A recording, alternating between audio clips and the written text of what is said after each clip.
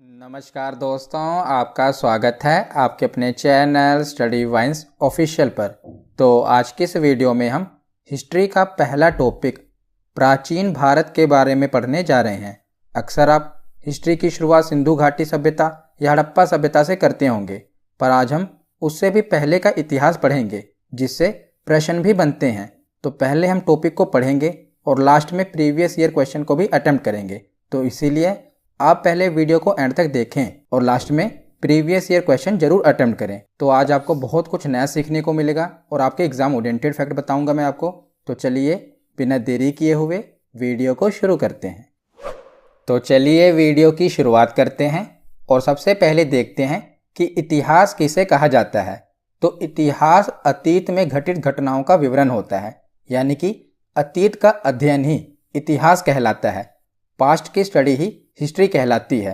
तो ये तो हुआ इतिहास किसे कहा जाता है। इतिहास का जनक किसे कहा जाता है? तो इतिहास का जनक हेरोडोटस को कहा जाता है। बहुत बार एग्जाम में पूछा गया है कि इतिहास का जनक किसे कहा जाता है, तो हेरोडोटस को इतिहास का जनक कहा जाता है। अब हम आते हैं अपने टॉपिक पर, जिसके बारे में आज हम पढ़ेंगे। तो अक्सर आप जो इतिहास पढ़ते हैं तो आप देखते होंगे कि जो इतिहास है वो आप 3 भागों में पढ़ते होंगे, प्राचीन भारत, मध्यकालीन भारत और आधुनिक भारत। पर जो ये इतिहास का भाग आता है प्राचीन, मध्यकालीन और आधुनिक, ये ऐतिहासिक काल के अंदर आता है। पर जो इतिहास है इसको अध्ययन की दृष्टि से 3 भागों में बांटा गया है, प्राग ऐतिहासिक काल, आद्य ऐतिहासिक काल और ऐतिहासिक काल। तो जो प्राचीन भारत, मध्यकालीन भारत और आधुनिक भारत का इतिहास है ना, ये ऐतिहासिक काल में आता है। इससे पहले का भी इतिहास है, जैसे कि जो हड़प्पा सभ्यता, सिंधु सभ्यता है, वो आद्य ऐतिहासिक काल में आती है। इससे पहले का जो काल है वो है प्राग ऐतिहासिक काल, जिसमें आदि मानव के बारे में, यानी कि हम पाषाण काल के बारे में पढ़ेंगे। तो आज की वीडियो में हम प्राग ऐतिहासिक काल के बारे में पढ़ेंगे। इससे आगे हम आदि ऐतिहासिक काल, यानी कि जो सिंधु घाटी सभ्यता है, हड़प्पा सभ्यता है, उसके बारे में पढ़ेंगे। उसके बाद हम आगे इसको कंटिन्यू करेंगे। तो आज हम प्राग ऐतिहासिक काल के बारे में पढ़ेंगे। तो आपको समझ आ गया ना कि जो इतिहास है इसे अध्ययन की दृष्टि से 3 भागों में बांटा गया है। पहला क्या है? प्राग ऐतिहासिक काल, जिसे इंग्लिश में कहते हैं प्री हिस्टोरिक पीरियड, उसमें पाषाण काल आता है। दूसरा है आद्य ऐतिहासिक काल, प्रोटो हिस्ट्री पीरियड, जिसमें हड़प्पा सभ्यता, सिंधु सभ्यता ये आती है। उसके बाद है ऐतिहासिक काल, हिस्टोरिक पीरियड, जिसमें प्राचीन भारत, आगे हम पढ़ेंगे महाजनपद, ये सब जितने भी वंश हैं ये सब इसमें आएंगे प्राचीन भारत में। मध्यकालीन भारत, आधुनिक भारत, ये ऐतिहासिक काल में आते हैं। इनसे पहले का भी इतिहास है जो आपकी एग्जाम के लिए इंपॉर्टेंट है। तो आज हम शुरुआत करेंगे प्रागैतिहासिक काल से। तो जो प्रागैतिहासिक काल होता है, प्री हिस्टोरिक पीरियड होता है, किसे प्रागैतिहासिक काल कहा जाता है? तो प्राग ऐतिहासिक काल उसे कहा जाता है जिस काल में मानव किसी लिपि और लेखन कला से परिचित नहीं था। मतलब कि इस काल में जो मानव था वो किसी भी लिपि के बारे में नहीं जानता था, वो ना लिखना जानता था ना पढ़ना जानता था। तो उसे प्राग ऐतिहासिक काल कहा जाता है। जैसे कि पाषाण काल, ताम्र काल। पाषाण काल जो कि पत्थरों का युग हुआ, आदि मानव का युग। ताम्र काल जबकि तांबे की खोज हुई। तो ये प्राग ऐतिहासिक काल के बारे में आज हम पढ़ेंगे। उसके बाद आता है आद्य ऐतिहासिक काल, प्रोटो हिस्ट्री पीरियड। इसमें क्या है कि लिपि से तो परिचित थे, मतलब कि उस समय के जो मानव थे वो लिपि से तो परिचित थे, पर वो जो लिपि उन्होंने लिखी है ना वो हम पढ़ नहीं सकते। जो कि हम सिंधु घाटी सभ्यता में देखते हैं, उस समय की हमें लिपि मिली है। मतलब कि उस समय वो लोग लिपि से तो परिचित थे, वो अपने आप लिखते तो थे और उस समय के लोग उसको समझते भी होंगे, पर उनकी लिपि को हम नहीं समझ सकते। इसीलिए ये आद्य ऐतिहासिक काल कहा जाता है, जिसमें उस समय के मानव लिपि से परिचित थे पर उनकी लिपि को हम समझ नहीं सकते। तो वो हड़प्पा सभ्यता हो गई, सिंधु घाटी सभ्यता होगी। उसके बाद का आता है ऐतिहासिक काल, जिसे कहते हैं हिस्टोरिक पीरियड। इसमें मानव किसी न किसी लिपि से परिचित थे और वो लिपि पढ़ी जा सकती है। मतलब कि इस समय के जो मानव थे वो किसी न किसी लिपि से भी परिचित थे और जो उन्होंने लिखा है उसको हम पढ़ भी सकते हैं। तो इसी को हम ऐतिहासिक काल कहते हैं, जिसमें प्राचीन काल आता है, मध्यकालीन भारत का इतिहास आता है, मुगल वंश ये सब। उसके बाद आधुनिक भारत का इतिहास आता है। ये सब ऐतिहासिक काल में है। तो आशा करता हूं आपको समझ में आ गया होगा ना, इसीलिए मैंने इसे डायग्राम से। अब हम आगे देखते हैं। तो ये पूरा डायग्राम हमने समझ लिया। तो प्रागैतिहासिक काल में मानव किसी भी प्रकार की लिपि और लेखन कला से परिचित नहीं थे। तो इसी के बारे में हम पढ़ेंगे। तो मैंने आपको बताया ना कि प्राग ऐतिहासिक काल को 2 भागों में बांटा गया है। मतलब कि इसे भी समझने की दृष्टि से आगे 2 भागों में बांटा गया है, क्योंकि जो प्राग ऐतिहासिक काल है वो बहुत ही लंबी काल अवधि है। तो इसे भी पढ़ने की दृष्टि से आगे 2 भागों में बांटा गया है। पहला है पाषाण काल और दूसरा है ताम्र काल। तो ताम्रकाल तो बहुत छोटा सा काल है, इसे तो हम आसानी से पढ़ लेंगे, पर जो पाषाण काल है ये बहुत बड़ी काल अवधि है। तो इसे भी आगे समझने की दृष्टि से 3 भागों में बांटा गया है। तो आप कंफ्यूज मत होना। देखिए, इतिहास को समझने की दृष्टि से 3 भागों में बांटा गया है, प्रागैतिहासिक, आधि ऐतिहासिक और ऐतिहासिक। ऐतिहासिक में प्राचीन भारत, मध्यकालीन भारत और आधुनिक भारत आता है। तो जो ये प्राचीन भारत है ना, इसी प्राचीन भारत का इतिहास ही है जो हम पढ़ेंगे। प्रागैतिहासिक काल और आधि ऐतिहासिक काल इसी प्राचीन भारत का इतिहास है। पर ये इतनी लंबी काल अवधि है ना कि इसको समझने की दृष्टि से आगे भागों में बांटा गया है। तो जो प्राचीन काल का इतिहास है, पाषाण काल और ताम्रकाल, ये बहुत बड़ी काल अवधि है। आगे हम देखेंगे कि इसका समयकाल बहुत लंबा रहा है। तो पाषाण काल को भी समझने की दृष्टि से 3 भागों में बांटा गया है, पूरा पाषाण काल, मध्य पाषाण काल और नव पाषाण काल। इंग्लिश में है, पूरा पाषाण काल को कहते हैं पैलियोलिथिक पीरियड, मध्य पाषाण काल को मेसोलिथिक पीरियड और नव पाषाण काल को न्योलिथिक पीरियड। तो यह है पाषाण काल। तो अब हम एक एक करके पूरा पाषाण, मध्य पाषाण और नव पाषाण काल के बारे में पढ़ते हैं। तो अब हम आगे देखते हैं। तो अभी हमने जो डायग्राम में समझा ना प्रागैतिहासिक काल, वही मैंने लिखा है कि इस काल में मानव किसी लिपि से परिचित नहीं था। इस कालखंड की जानकारी हमें केवल अवशेषों से मिलती है। उस समय के अवशेषों से ही हमें ये सारी जानकारी मिली है, हमें किसी भी प्रकार की लिपि नहीं मिली है। और अध्ययन की दृष्टि से मैंने आपको बताया कि प्रागैतिहासिक काल को 2 खंडों में बांटा गया है, पाषाण काल और ताम्रकाल। और आगे पाषाण काल को अध्ययन की दृष्टि से 3 भागों में बांटा गया है, वो हम आगे देखेंगे। तो जो पाषाण काल है, इसकी खोज किसने की थी? मतलब कि ये था तो पहले, लेकिन खुदाई से पता कब चला था? तो भारत में सर्वप्रथम 1863 ईस्वी में रॉबर्ट ब्रूसफुट ने, किसने? रॉबर्ट ब्रूसफुट ने पाषाण कालीन सभ्यता की खोज की थी। तो ये एग्जाम में भी पूछा गया है कि सर्वप्रथम कब पता चला था? तो 1863 ईस्वी में पता चला था, खुदाई के दौरान। तो भूवैज्ञानिक कौन थे? Robert Bruce Foote. ये भूवैज्ञानिक थे जिन्होंने ये पता किया था पाषाण काल के बारे में। उसके बाद एक और चीज याद रखना कि भारतीय पुरातत्व का पिता किसे कहा जाता है? यह भी कई बार एग्जाम में पूछा गया है कि भारतीय पुरातत्व का पिता कौन है? तो सर अलेक्जेंडर कनिंघम।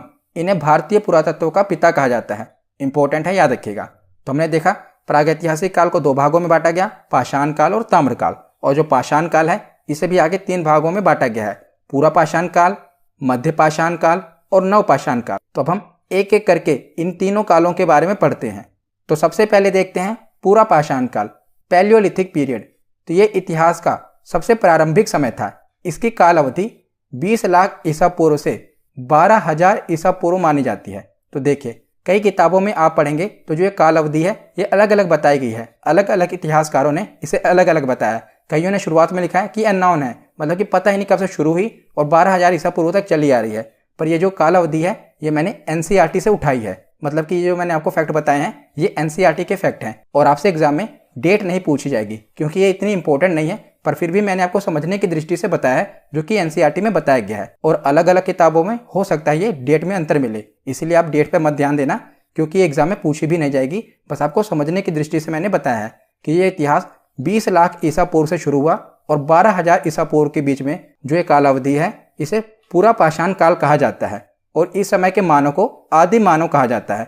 तो आज हम आदि मानव से लेकर आधुनिक मानव तक के इतिहास को पढ़ते हैं जो कि आपके लिए इंपॉर्टेंट है। तो इस काल में मानव का जो जीवन था ये अस्थिर था। तो मैंने वही पॉइंट उठाए हैं जो आपके लिए मोस्ट इंपॉर्टेंट है, जो कि एग्जाम में पूछे जा सकते हैं। तो इस काल में जो मानव का जीवन था ये अस्थिर था और शिकार करके वह भोजन का संग्रह करता था। इस समय केवल उसका मकसद क्या था? शिकार करना और अपना पेट भरना। और इस समय का मानव खाना बदोश था। जैसे हमने पढ़ा, जो मानव था वो खाना बदोश था। जिस प्रकार जानवर खाना बदोश होते हैं ना, शिकार करते हैं अपना पेट भरते हैं, उसी प्रकार मानव था, वो भी शिकार करता था और अपना पेट भरता था। और इस समय मानव की सबसे बड़ी उपलब्धि थी आग की खोज। Very very important. आग की खोज कब हुई थी ये आपसे एग्जाम में पूछा जाएगा। तो आग की खोज हुई थी पूरा पाषाण काल में। कब हुई थी? पूरा पाषाण काल में आग की खोज हुई थी। पैलियोलिथिक पीरियड में आग की खोज हुई थी। और इस समय मानव पत्थर के बड़े बड़े औजारों का इस्तेमाल करता था शिकार करने के लिए। मतलब कि वो बड़े बड़े पत्थरों का इस्तेमाल करता था शिकार करने के लिए।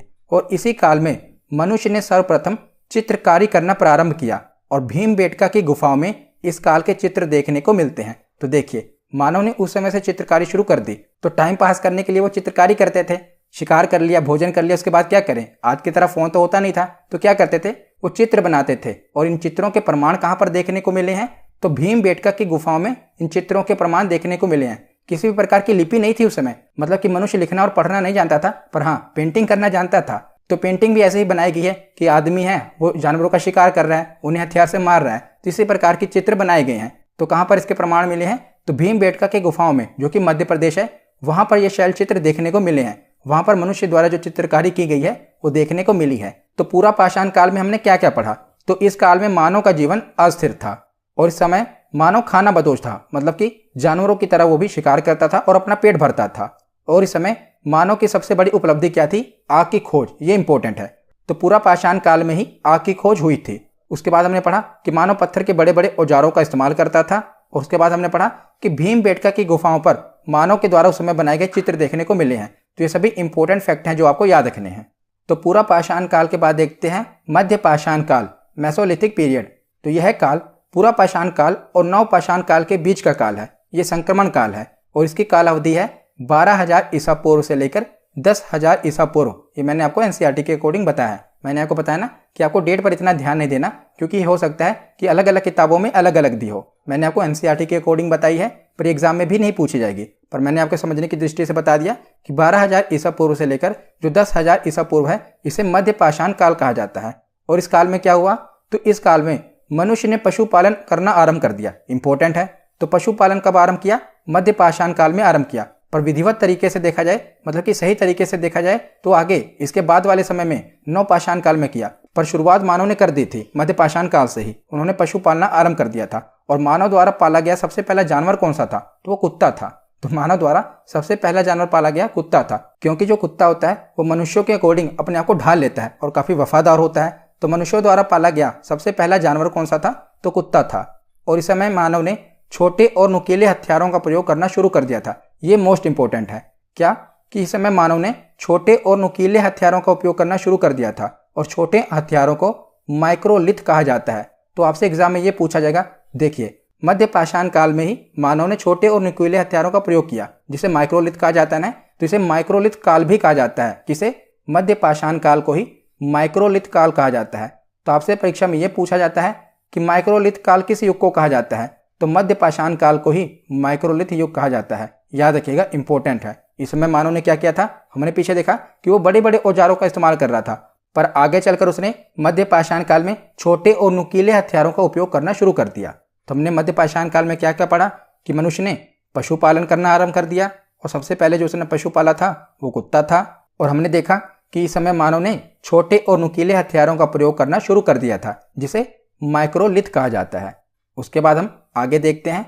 तो मध्य पाषाण काल के बाद है नव पाषाण काल, नियोलिथिक पीरियड।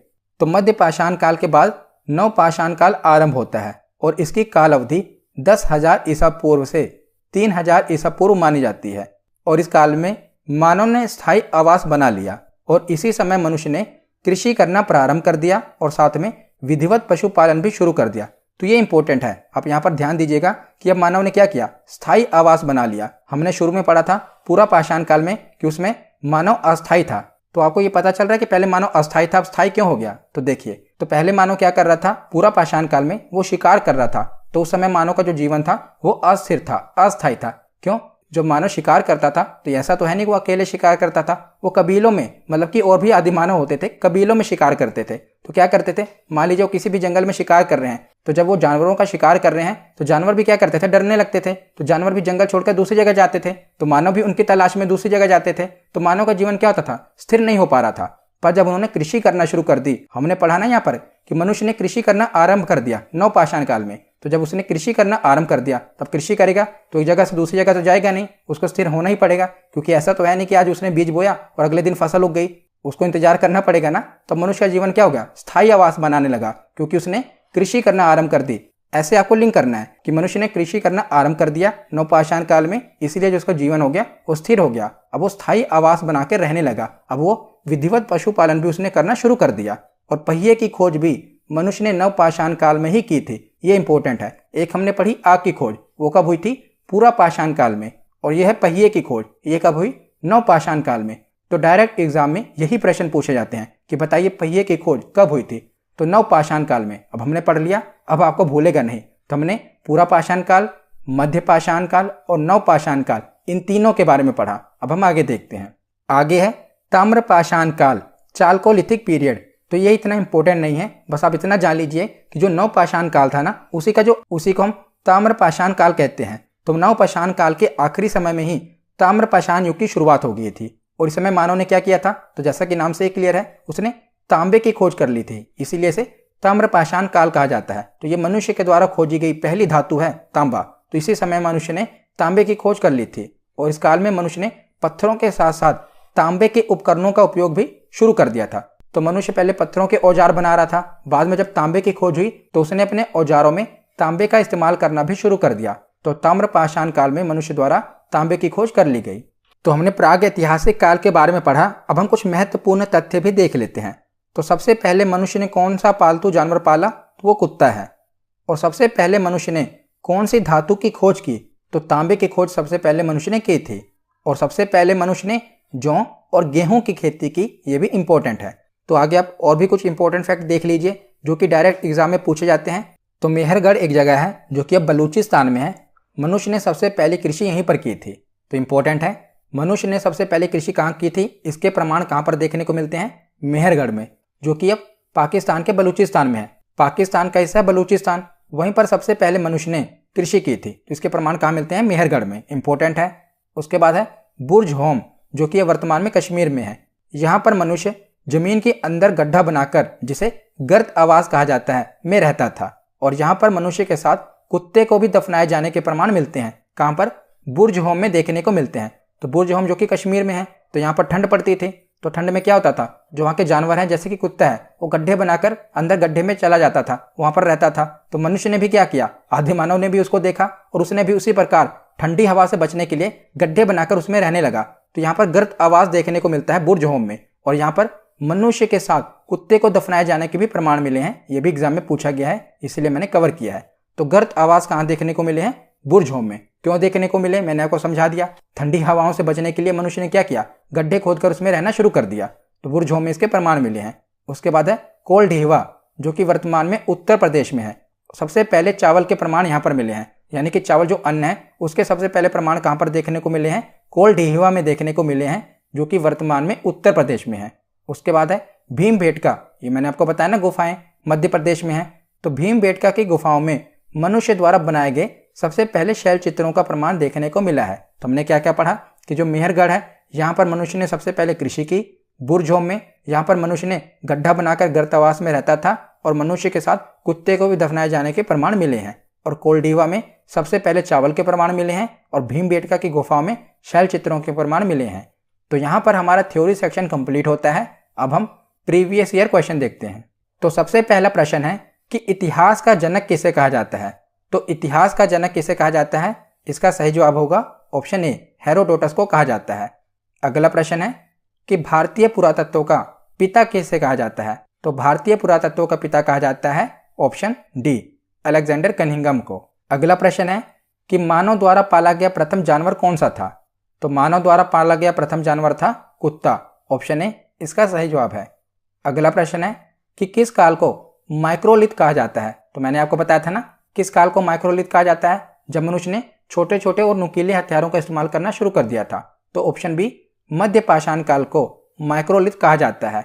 अगला प्रश्न है कि निम्नलिखित में से किस कालखंड में मानव ने सर्वाधिक जीवन बिताया है। तो पूरा पाषाण काल में। तो हमने देखा था कि 20 लाख ईसा पूर्व से लेकर 12,000 ईसा पूर्व तक जो मानव ने जीवन बिताया था, ये पूरा पाषाण काल में था। तो सबसे लंबा जीवन बिताया मानव ने पूरा पाषाण काल में, ऑप्शन ए इसका सही जवाब होगा। अगला प्रश्न है कि मानव द्वारा खोजी गई सबसे पहली धातु कौन सी थी। तो सबसे पहली धातु थी ऑप्शन बी, तांबा थी। अगला प्रश्न है कि सबसे पहले कृषि के प्रमाण कहां पर देखने को मिले हैं। तो मैंने अभी आपको पढ़ाया कि सबसे पहले कृषि के प्रमाण कहां पर देखने को मिले, मेहरगढ़ में, ऑप्शन बी इसका सही जवाब है, जो बलूचिस्तान में है। अगला प्रश्न है कि सबसे पहले चावल के साक्ष्य कहां पर देखने को मिले हैं। तो सबसे पहले चावल के साक्ष्य कहां पर देखने को मिले हैं। तो ऑप्शन ए, कोलढीवा, जो कि वर्तमान में उत्तर प्रदेश में है, यहां पर देखने को मिले हैं। अगला प्रश्न है कि आग का आविष्कार किस काल में हुआ। तो आग का आविष्कार किस काल में हुआ था। तो ये पूरा पाषाण काल में हुआ था, ऑप्शन ए इसका सही जवाब है। अगला प्रश्न है पहिए का आविष्कार किस काल में हुआ था। तो आग का आविष्कार पूरा पाषाण काल में हुआ था और पहिए का आविष्कार नवपाषाण काल में हुआ था, ऑप्शन बी इसका सही जवाब है। अगला प्रश्न है कि कहां पर मानव गड्ढे खोदकर निवास करता है। इसके प्रमाण कहाँ पर देखने को मिले हैं? तो इसके प्रमाण देखने को मिले हैं बुर्ज होम में, जो कि वर्तमान में कश्मीर में है। ऑप्शन सी इसका सही जवाब होगा। आज का आखिरी प्रश्न है कि भीमबेटका की गुफाएं किसके लिए प्रसिद्ध हैं? तो भीमबेटका की गुफाएं किसके लिए प्रसिद्ध हैं? तो गुफाओं पे शैलचित्र देखने को मिले हैं। ऑप्शन सी इसका सही जवाब होगा। तो आज की ये वीडियो यहीं पर खत्म होती है। कैसी लगी ये वीडियो कमेंट सेक्शन में जरूर बताना।